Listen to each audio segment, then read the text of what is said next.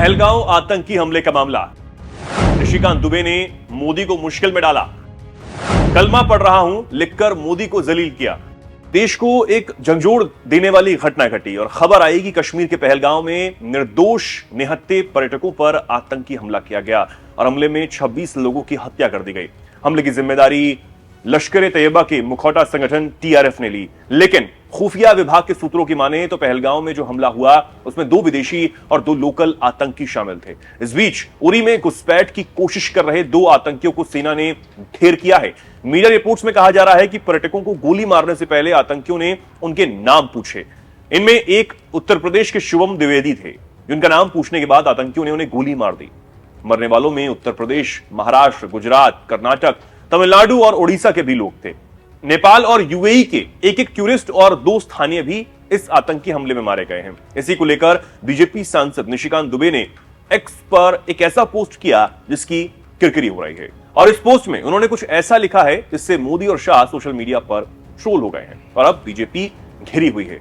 बात दरअसल यह है कि पहलगांव हमले में आतंकियों ने मरने से पहले लोगों से पूछा कि कलमा जानते हो।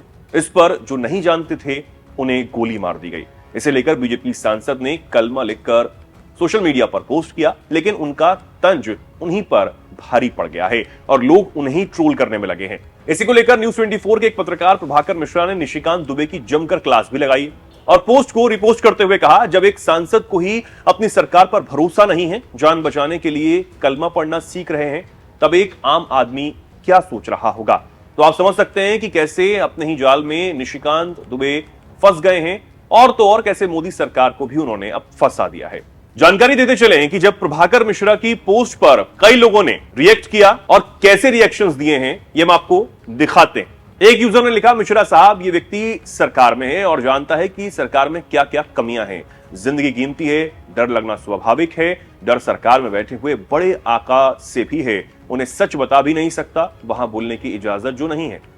एक दूसरे यूजर राजेंद्र ने लिखा, ये चड्डीधारी लोग अपनी जान बचाने के लिए कब अपना धर्म बदल लें किसी को कुछ नहीं पता और हम 140 करोड़ भारतीय लोग इनसे हिंदू धर्म की रक्षा की कल्पना करते हैं। ऐसे लोग क्या ही धर्म की रक्षा करेंगे। तो आप समझ सकते हैं कि कैसे लोग बीजेपी सांसद की क्लास लगा रहे हैं और क्यों इसके साथ ही साथ इस आतंकी हमले पर सर्वदलीय बैठक भी बुला ली गई, जिसमें देश की सभी पार्टियों के नेता शामिल हुए और सभी लोगों ने क्रूर आतंकी हमले की सर्वसम्मति से निंदा की।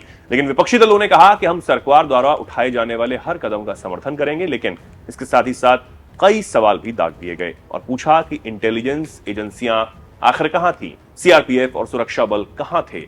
राहुल गांधी ने पूछा कि ऊपर जहां घटना हुई वहां सुरक्षाकर्मी क्यों मौजूद नहीं थे। इस पर सरकार का कहना था कि आमतौर पर इस रूट को जून के महीने में खोला जाता है जब अमरनाथ यात्रा शुरू होती है, क्योंकि अमरनाथ यात्रा के यात्री इस जगह पर रेस्ट करते हैं। इस बार लोकल टूर ऑपरेटर्स ने सरकार को बिना जानकारी दिए हुए वहां पर टूरिस्ट की बुकिंग लेनी शुरू कर दी और 20 अप्रैल से वहां पर टूरिस्ट को ले जाना शुरू भी कर दिया गया, जिसकी जानकारी लोकल अथॉरिटीज को नहीं थी। इस वजह से वहां पर डिप्लॉयमेंट नहीं किया गया।